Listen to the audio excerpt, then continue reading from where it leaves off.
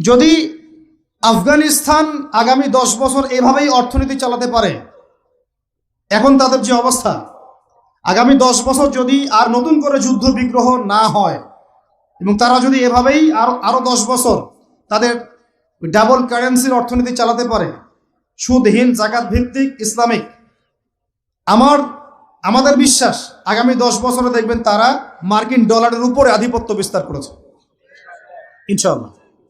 ইনশাআল্লাহ। আমি ইকোনমিক্স নিয়ে পড়াশোনা করেছি ভাই, এমনি কথা বলতেছি না।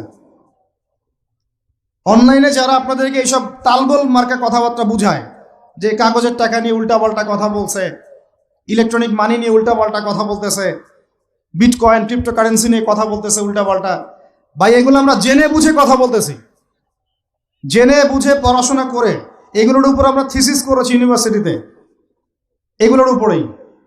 এমনি কথা বলতেছি না যে পেপার মানি আপনার পকেটে, আমার পকেটে যেটা আছে আপনার পকেটেও সেটাই আছে, এর ভিতরেও সুদ আছে। ইলেকট্রনিক মানি যেগুলো আমরা ইউজ করতেছি এগুলোর ভিতরেও সুদ আছে, অল্প হোক আর বেশি হোক। এর সামনে আসবে বিটকয়েন, ওইটার মধ্যে সুদের ভিতর উপর সুদ, তার উপর আসতেছে একটা সিস্টেম যেটা অলরেডি কয়েকটা কান্ট্রিতে অ্যাপ্লাই হয়ে গেছে, চায়নায়, উত্তর কোরিয়া, দক্ষিণ কোরিয়া ইত্যাদি কান্ট্রিতে। এটা হলো ক্যাশলেস সোসাইটি, মানে কোনো ক্যাশই থাকবে না সোসাইটির মধ্যে, ডিজিট থাকবে, খালি ডিজিট। মানে আপনি বলতে পারবেন না যে আমার 1 লক্ষ টাকা আছে, যদি বলি 1 লক্ষ টাকা আছে, টাকাটা আমার হাতে দেন দেখি, আপনি হাতে দিতে পারবেন না, দেওয়ার মতো কিছু নাই। ওইটা আপনার ডিজিটে থাকবে, নাম্বারে, ফিগারে। 1 লাখ এটা ফিগার। ইতিহাসে এমন কোনো কারেন্সি আসে নাই যেটা ধরাও যায় না, ছোঁয়াও যায় না, পকেটেও রাখা যায় না। এটা আসতেছে সামনে।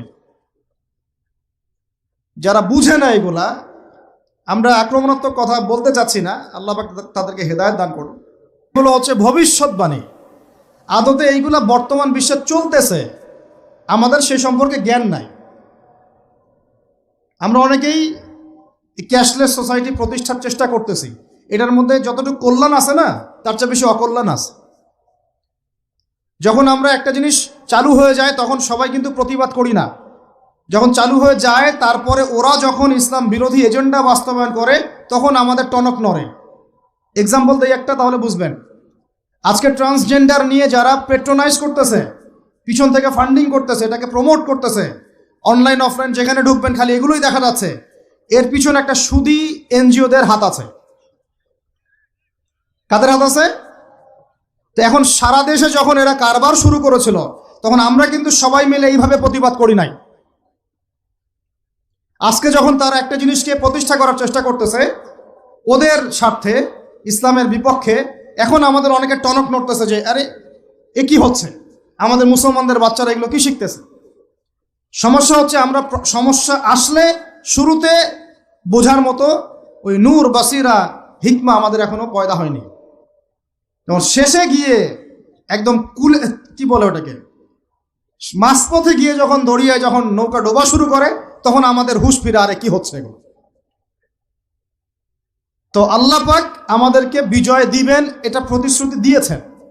যে একটা নিয়ে কথা বলতে গেলে ভিতরে চলে গেছে, আমার সমস্যা এটাই, আলোচনা করতে গেলে একটু বেশি ভিতরে চলে যাই, পরে আর বেরোতে পারি না।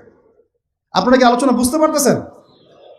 আল্লাহ পাক আমাদেরকে প্রতিশ্রুতি দিয়েছেন যে তোমরা দুশ্চিন্তাগ্রস্ত হয়েও না, তোমরা টেনশন করো না, ভয় পেও না, হীনবল হয়েও না, আনতুমুল আ'লাউনা, তোমরাই বিজয়ী হবে এই দুনিয়াতে এবং আখিরাতে, তোমরাই বিজয়ী হবে, ইন কুনতুম মুমিনিন, যদি প্রকৃতপক্ষে মুমিন হয়ে থাকো।